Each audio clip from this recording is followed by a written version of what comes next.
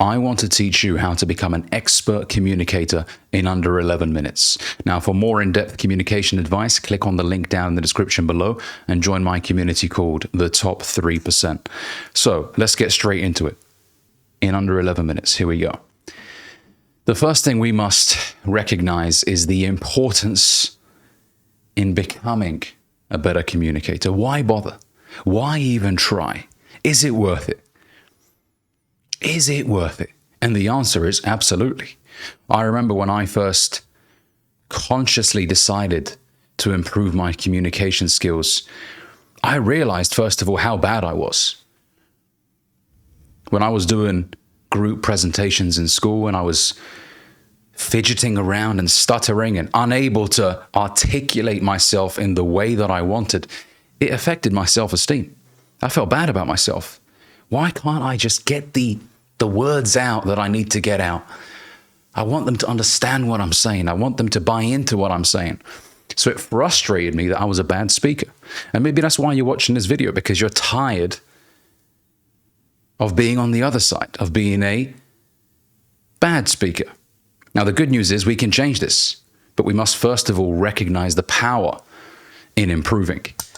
It opens doors in terms of your wealth, in terms of your career, and in terms of your love life.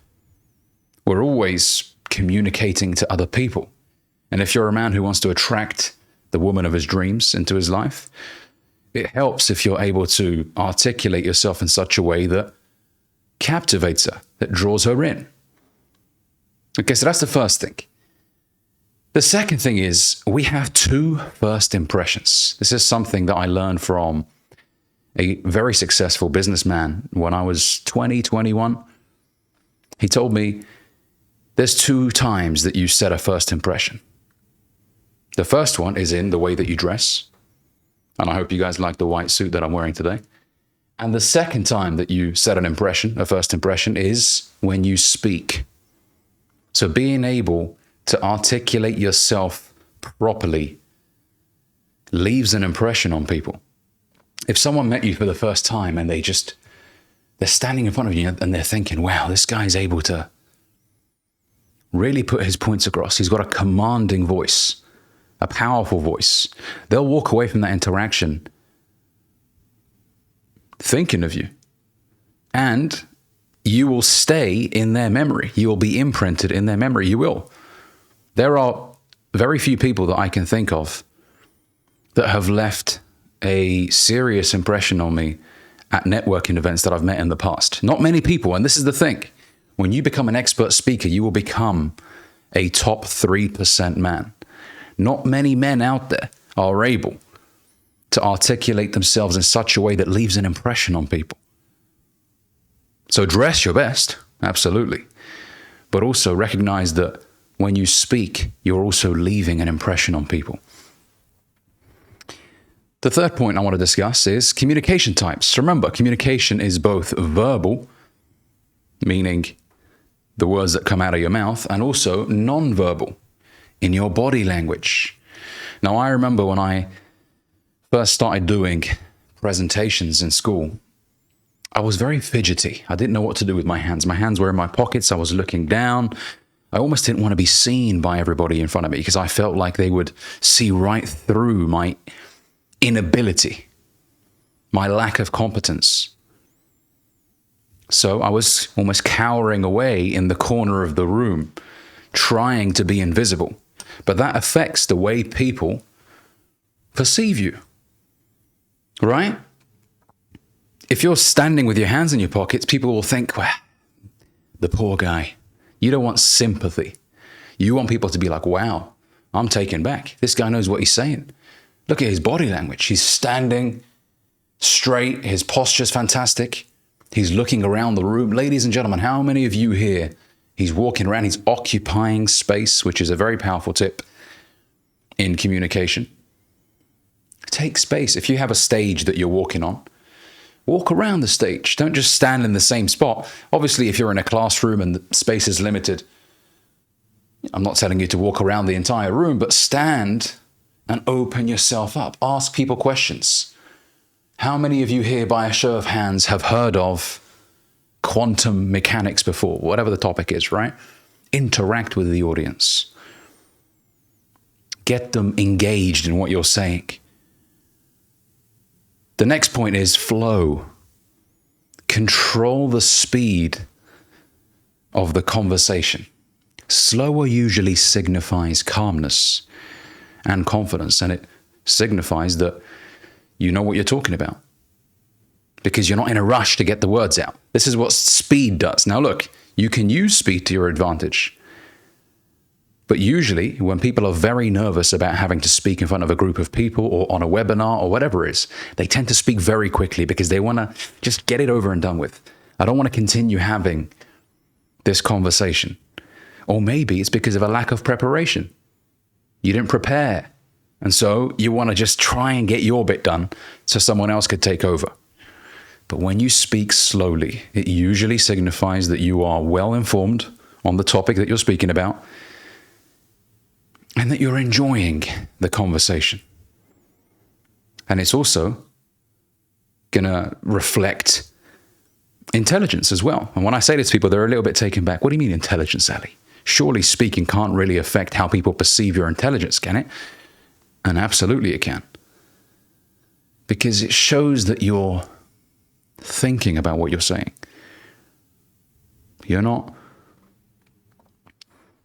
engaging in verbal diarrhea, trying to vomit the information out. Because look, some speeches are done in a very freestyled manner. It doesn't mean that you're just winging it without any direction or any spine. But sometimes you're recalling things that have happened many years ago. So it shows that you're really thinking about what you're saying. You're not just saying it for the sake of saying it. Okay?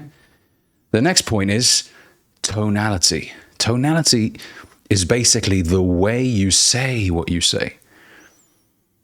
If you've watched Wolf of Wall Street, you remember this scene. The only problem you're going to have is that you didn't buy more. Sound fair enough? Right? Jordan Belfort is excellent at tonality. And look, I'm not telling you to learn from someone who has had a bit of a past, shall we say. But tonality is very important because when you want to emphasize a point, you can emphasize it in such a way. Usually when you speak a little bit slower, people lean in. Say it again for me, right? People lean in because they perceive what you're about to say as more important when you lower your voice a little bit. You have to understand the setting that you're in when it comes to tonality. So if you're talking about kids dying of cancer, you don't want to sound too upbeat. You don't want to be like, well, guys, yeah, so today I want to speak to you about, why kids are dying. You don't want to sound too excited, okay? That shouldn't excite you. So understand the context, understand the environment that you're in. If you're speaking about something that brings a lot of joy, then of course, if there's a certain moment or a joke that you're about to say, raise your voice a little bit. But then when it's a bit more serious, you lower your voice and you speak a little bit slower. So tonality is the way you say what you say. This will vary depending on subject, environment, and which emotion you seek to trigger.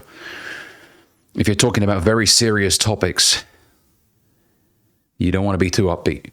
Okay, at the same time, you don't want to sound like a fucking robot. Speaking in the same monotone voice the whole way through. This is the mistake a lot of salespeople make. They're just reading off a script. Hi, my name is John. I'm calling you from this company. The reason I'm calling you is because I want to, the whole way through. And then they're surprised when that person hangs up. So don't be that guy. The last point is storytelling. And we've got about 2 minutes left. Storytelling is important. And this is more advanced. This is how you know you've really mastered communication. It's taking people on a journey. Let them visualize in their mind what you're saying. People will put it differently in their minds. You talk about something that happened to you when you were younger, and how that impacted you. Because you don't just want to be Mr. Bullet Point. Here's this, here's that, the theory guy. No, if you want to be more captivating, you need to take people on a journey with you. The zero to hero story. If you're somebody who's trying to sell a transformation, you're a personal trainer or whatever. Here's where I started. It was a gloomy Tuesday evening. I was in bed. I was frustrated. I was unfulfilled. And then you take them down that journey. Let them visualize in their mind where you were and how now you're living a much better life. For example, right? If you're someone who's selling a transformation to people. So communication is extremely, extremely important as a skill to learn. This is just a very basic summary, but I hope this summary has provided you with a lot of value. If it has, make sure you let me know. Give this video a like, comment, let me know what you think down below. And I will catch you in the next video. Got 20 seconds left over. Go make yourself a cup of coffee, will you? I'll catch you in the next one.